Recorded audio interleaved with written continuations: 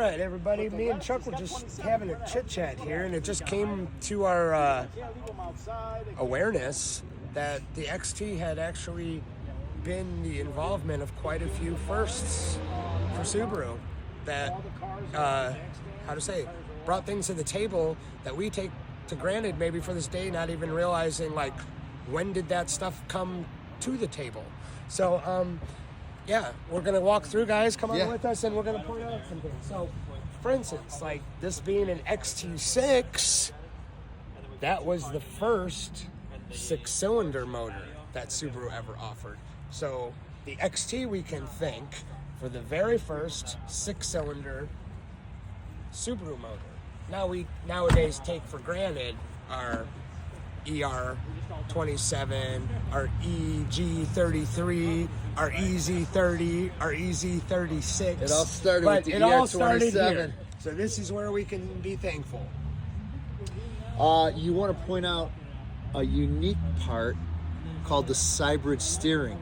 Oh, yeah. That was exclusive to the XT6. Yeah, it was exclusive, but it was a first. And too bad it didn't stick around. But there's the electric steering pump right there, guys. And so this one doesn't use a belt-driven steering function. It uses a computer-assisted electrical steering.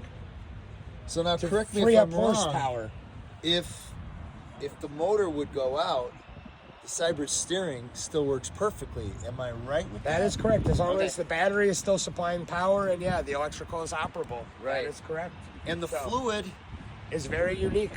We'll have to do a video of that because Chuck actually has a bottle of the unobtainium drinkage from Canada. Wow, that's insane.